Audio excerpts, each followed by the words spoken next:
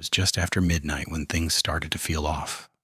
Not wrong, not dangerous, just different enough to notice. I had already been driving a few hours by then. The road was quiet. The kind of quiet you don't really notice at first. The truck was running smooth. Cruise set, engine steady, nothing rattling, nothing pulling.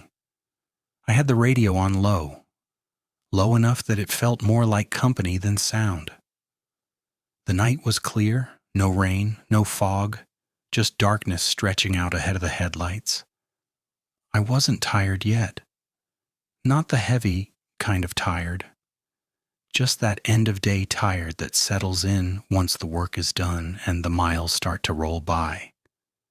The kind of tired that makes everything slower, quieter. That's usually when the road feels the most familiar. I remember passing the sign the first time without thinking much about it. A small green highway sign, white lettering. Nothing special. I don't usually notice signs. You see enough of them and they blur together. But something about that one stuck. Maybe it was the way it leaned slightly to the right, like it had been bumped years ago and never straightened back up. I told myself it was nothing, just another sign, just another mile. A few minutes later I passed it again. That's when I frowned. Same size, same shape, same scuff mark on the bottom corner, same lean. I checked the mirrors. No traffic behind me, no headlights ahead. The road hadn't curved enough for me to loop back. I hadn't turned around, hadn't taken an exit. I told myself there were probably two signs that looked alike. That happens. Still, I turned the radio down a little, not off, just quieter. The night felt bigger without it. I rolled on. The headlights carved a narrow tunnel through the dark. Trees on either side blurred together into one long shape. That's when I noticed how little things were changing. The road stayed straight. The trees stayed close. The sky stayed empty. Time felt stretched. I checked the clock on the dash. Just after midnight. That felt right. But it also felt like it should have been later. I flexed my hands on the wheel. Shifted in the seat. Long nights play tricks on you. I'd told myself that 1,000 times before. Still, I slowed down a touch. That's when I saw the light. It was off to the right side of the road. Set back a bit, low and steady. At first I thought it was a farmhouse, or maybe a small truck stop, tucked away from the highway. But there was no sign for it, no ramp, no warning, just light, warm light. The kind that doesn't belong out here. I wasn't planning on stopping. Didn't need fuel, didn't need coffee, but my foot eased off the accelerator anyway. The glow grew brighter as I rolled closer. I didn't see a building at first, just the light itself. It sat behind a line of trees that didn't look quite right. Too even, too close together. Like they had been planted that way on purpose. I passed the entrance before I realized it was an entrance. A narrow break in the trees. A strip of gravel leading away from the road. No sign. No name. I checked the mirrors again, still no traffic. I kept going. Told myself that was the smart move. A mile later, the light was there again. Same distance, same glow, same angle through the trees. That's when the radio started to fade. Not all at once.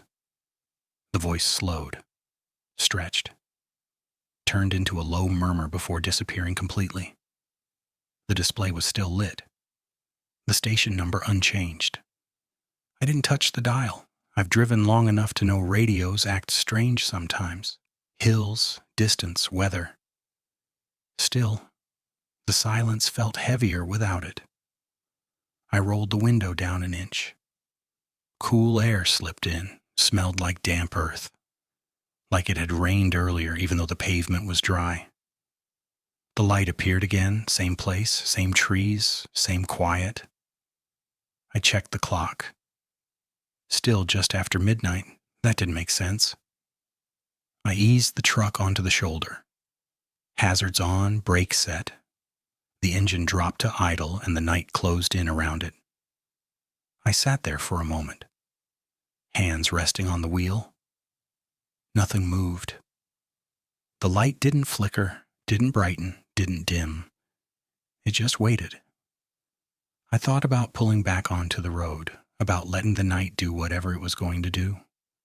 Instead, I reached for the door handle. Not because I felt brave, and not because I felt afraid, but because something about that place felt patient, like it would still be there whether I stopped or not. I stepped down onto the gravel. The sound felt loud in the stillness. I closed the door gently behind me. The truck idled softly, a familiar sound. The light ahead didn't change. And that's where the night left me, standing beside the road, after midnight, with the feeling that this wasn't the first time someone had stopped here. I stayed there a moment longer than I meant to. The night didn't rush me, didn't push. It just held still. The gravel felt cold through the soles of my boots. The air was heavier now, not thick, just settled. I listened again. The truck idled behind me, steady and familiar, a sound I trusted. Beyond that, there was nothing. No insects, no distant highway noise, no wind moving through the trees. Out here, there's always something, even when it's quiet. That should have bothered me more than it did. I told myself I'd only walk a few steps closer, just enough to see what was really there. The gravel shifted under my foot, louder than it should have been. The light ahead didn't change. It didn't brighten, didn't dim. It stayed exactly the same. The path felt older than the highway, the gravel worn smooth in places, pressed down by time. I noticed the trees lining it again. They were close together, too close. Their trunks were straight, almost evenly spaced. That wasn't natural, not out here. I reached out and brushed my hand against the bark of one as I passed. Cool, damp.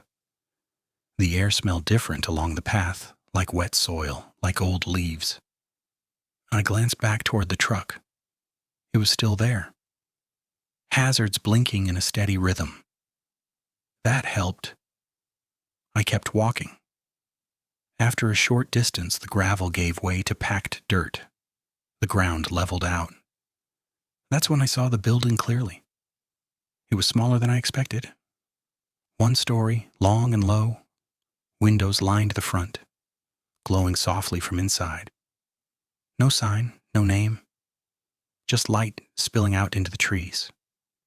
It reminded me of an old roadside diner I'd seen once. The kind of place you only find if you already know it's there.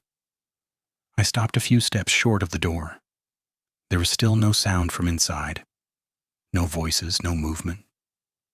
The porch light buzzed faintly. A quiet, steady hum. The door was plain, wooden. Paint worn thin. I could see scratches near the handle. Old ones. Layered over time. I didn't knock, I don't know why. It just didn't feel like the right thing to do. I waited instead. Seconds passed. Then more. Nothing happened. I thought about the miles earlier that night, the normal ones. Fuel stops under bright lights. The click of the pump shutting off. A cashier who barely looked up. I remembered pulling back onto the highway, watching the lights fade in the mirrors. That felt like a long time ago now. I checked my watch again. Still just after midnight. That was starting to feel wrong. I turned slowly, scanning the area around me. The trees behind the building looked the same as the ones along the path. Straight. Even. No gaps, no breaks, just rows. I took one more step toward the door. The light inside shifted, not brighter, not dimmer, just moved, like someone passing between rooms. I felt my shoulders tighten. I stayed where I was. A few seconds passed. Then nothing, no footsteps, no voices. I let out a breath I hadn't realized I'd been holding. Long nights play tricks on you, I told myself. Still, the feeling didn't leave. I stood there, letting the moment stretch. The porch light buzzed softly behind me. The sound didn't change, didn't waver. I realized then how still my body felt. Not tense, not relaxed, just waiting. I looked down at the ground near my feet. The dirt was packed smooth, like it had been walked over many times. More times than I would have expected for a place without a sign, without a name. I crouched slightly and pressed my palm into the ground. It was firm, dry on the surface, cool underneath. When I lifted my hand, the print stayed. That bothered me more than the light ever had. I straightened slowly. The door was still closed, the handle untouched. For a moment, I thought about knocking after all. Not to get inside, just to hear the sound. But the idea passed as quickly as it came. Some places don't want noise. I turned and looked back toward the path again. The trees felt closer now, not moving, just nearer. I focused on the blinking hazards in the distance. 1, 2, 1, 2. Steady. I took a step back, then another. The porch light didn't follow me, didn't fade. It stayed exactly where it was. Halfway down the path, I stopped and listened again. The silence felt thinner here, like it might tear if I pushed it too hard. I kept walking. The gravel returned under my boots with a familiar crunch. Too loud, too sharp. I didn't slow down this time. I reached the truck and climbed back into the cab. The door closed with a solid thud. That sound grounded me more than anything else had. I sat there for a moment before touching anything. Hands on the wheel, breathing steady. The engine idled. The dash lights glowed. Normal things. I turned the key fully. The engine note deepened. Familiar? Comforting. The radio came back on by itself. Same station, same voice, mid-sentence, like it had never left. I pulled back onto the road slowly. The headlights swept across the trees as I rolled forward. There was no break in them now. No gravel entrance, no path. Just trunks, pressed close together. I checked the mirrors again. Nothing behind me. The road stretched out ahead the way it always had, straight, empty. I drove a few miles without thinking. Let the rhythm return. That's when the sign appeared again. Same one, same lean, same scuff mark. I didn't slow down this time. I passed it and watched it disappear in the mirrors. The clock on the dash ticked forward. 12:07. I let my shoulders drop. Maybe that was it. Just a strange pocket of night. The kind you don't talk about because it sounds wrong when you say it out loud. The road felt normal again. Trees spaced out properly. Curves where they should be. The radio stayed clear. Still, every now and then, in the corner of my eye, I thought I saw a glow between the trees. Not close, not bright, just enough to notice. I kept my eyes on the road. I drove on like that for a while, not thinking much, just letting the road take over.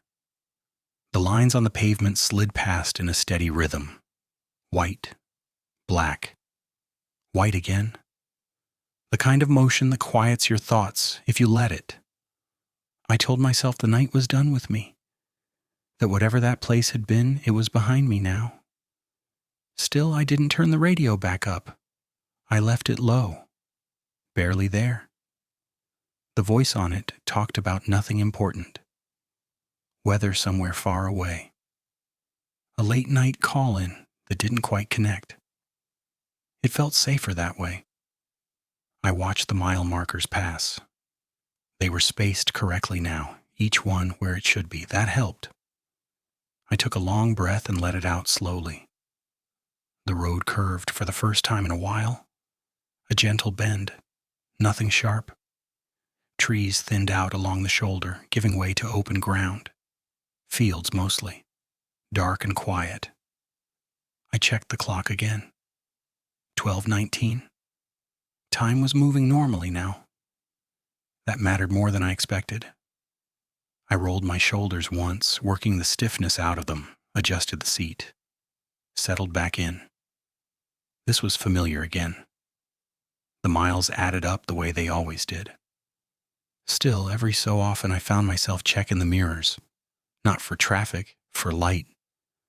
There wasn't any, just darkness and the faint reflection of my own headlights. After a while, I caught myself thinking about how many times I'd driven roads like this. Late. Quiet. How many nights blurred together once the driving was done. You remember the hard parts, the weather, the breakdowns, the close calls.